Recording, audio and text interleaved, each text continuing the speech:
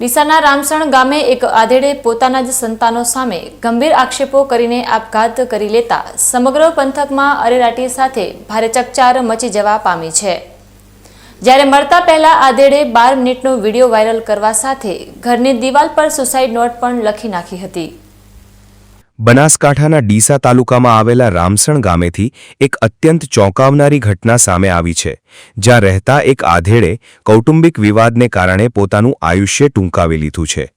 આ આપઘાત સામાન્ય નથી, પરંતુ તેની પાછળની કહાની અત્યંત વિવાદિત બની રહી છે, કારણ કે મૃતક આધેડે જીવનલીલા સંકેલતા પહેલા 12 મિનિટ અને 11 સેકન્ડનો એક વિડીયો બનાવ્યો હતો। આ વાયરલ વિડીયોમાં તેમણે પોતાની સાથે થયેલી આપવીતી અને પીડા વ્યક્ત કરી છે।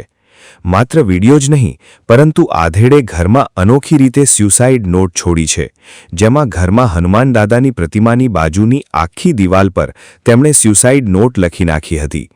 દિવાલ પર લખાયેલી આ નોટમાં પોતાના જ દીકરા અને દીકરી પર ગંભીર આરોપો લગાવવામાં આવ્યા છે, જેથી પોતાના જ સંતાનો સામે જ આટલા મોટા આક્ષેપો કરીને ભરેલા અંતિમ પગલાંથી ગામ લોકો સ્તબ્ધ થઈ ગયા છે। આ ઘટનાની જાણ થતાં જ આસપાસના લોકોના ટોળેટોળા ઘટના સ્થળે એકઠા થઈ ગયા હતા અને સ્થાનિકો દ્વારા તાત્કાલિક ધોરણે સમગ્ર બાબતની જાણ પોલીસ તંત્રને કરવામાં આવી હતી। ઘટનાની ગંભીરતાને ધ્યાને લઈને પોલીસ કાફલો તુરંત જ રામસણ ગામે દોડી આવ્યો હતો અને સ્ટાફે સ્થળ પર પહોંચીને પરિસ્થિતિનો તાગ મેળવીને તપાસનો ધમધમાટ શરૂ કર્યો હતો। દિવાલ પર લખાયેલી સ્યુસાઇડ નોટની વિગતો નોંધવા સાથે જ પોલીસે વાયરલ વિડીયો પણ કબજે લીધો છે અને ત્યારબાદ મૃતદેહને પંચનામું કરીને પોસ્ટમોર્ટમ અર્થે ડીસા સિવિલ હોસ્પિટલ ખસેડવામાં આવ્યો છે।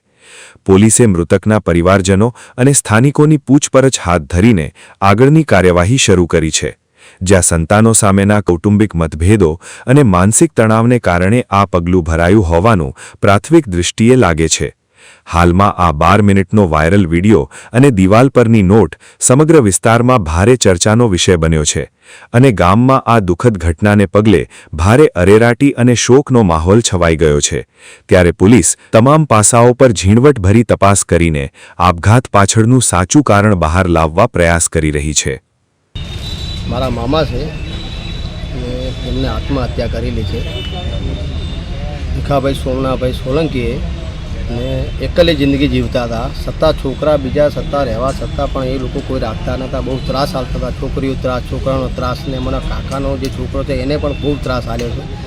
અમદાવાદ પહેલાં રહેતા હતા, અમદાવાદ નોકરી કરતા હતા ને કદાચ ડીસા અમારી પાસે થોડા દાડા રહેતા હતા ને 2 દિવસ માટે રામસણ ગામમાં ગયા। અમારા ગામમાં ખાડાને બાડા પડ્યા હતા, રોડ બંધ હોવાના કારણથી અમને ખાડા બીજા પુરાવા ગયા અને 2 દિવસ જો રહેતા ને અમને ત્યાંને કયો અમને આ બધાના શોષણના કારણથી જે આઘાત લાગી ગયો અને આઘાતના કારણે આ પગલું ભર્યું છે, એ લોકોના સત્તા પણ એ લોકોના નામ પણ આલ્યા છે, અમને વિડીયો બનાવ્યા છે, એમના નામ આલ્યા છે।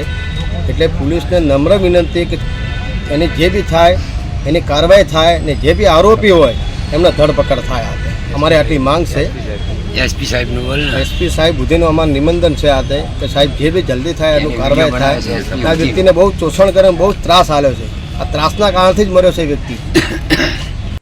પોલીસની પ્રાથમિક તપાસ પૂર્ણ થયા બાદ અને પોસ્ટમોર્ટમ રિપોર્ટ આવ્યા પછી જ આધેડે ભરેલા આ અત્યંતિક પગલાં પાછળનું સાચું કારણ અને આગળની કાનૂની દિશા સ્પષ્ટ થઈ શકશે।